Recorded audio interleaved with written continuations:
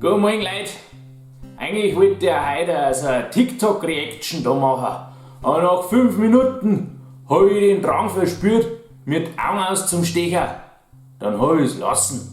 Mama, ich habe heute im Bus eine schwangere Frau sitzen lassen. Na, da bist du ja ganz guter Gentleman, Marco. Achtung, das ist Satire.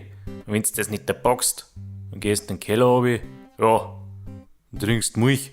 Weißt du, wie es ist. Das Internet ist ja für uns alle Neuland. Da habe ich mir gedacht, erweiterst deinen Horizont und schaust einmal in das TikTok da rein.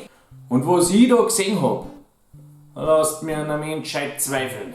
Ich mein, auch ich hau schon einmal mein Rotz ans Internet rein.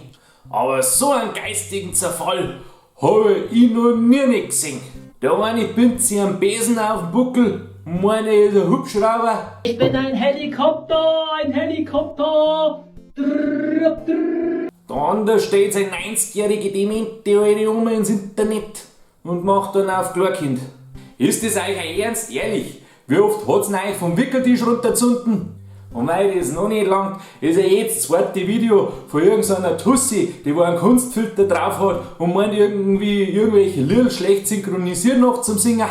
Wahrscheinlich kannst du ohne Kunstfilter eh nicht anschauen, weil es gerade so schier sind, dass es aus ist. Und warum muss das immer so ein Rechtsrock-Scheißdreck sein? Sieht's halt einmal was Vernünftiges, Ursprungsbub zum Beispiel, aber wenigstens hauen die einen Kunstfilter rein.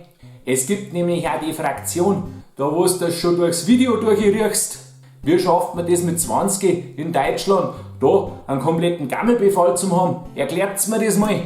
Da haut da ja jeder Fotzenspanger von der Weinshop. Der hat ja Angst, dass er da irgendein Biotop zerstört, was sich da drinnen gebildet hat.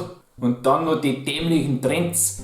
Jeder jagt heutzutage irgendeinen Trend hinterher. Früher haben sie wenigstens noch eine halbe gegext, aber heutzutage mit dem NPC-Scheißdreck. Ja, was ist denn das? Was stellst du da? Die Leute schauen deine Videos eh bloß so, weil du Titten hast. Na, also ich glaub, ich kann da nur mehr reinschauen. Nicht, dass ich mein Gesicht nur vor lauter Selbstzerstörung ans T-Shirt gar nicht drümmer. Ohne Schmarrn, da hau ich mir lieber einen rostigen Nagel ins Knie rein, als mit denen Gestalt noch eine halbe zum Saufen. Also TikTok, hab ich jetzt das Großmembran-Mikrofon-Dings da nicht eingeschaltet oder wie? So ein Scheißdreck. Mama, Hilfe! Eine Maus, Hilfe!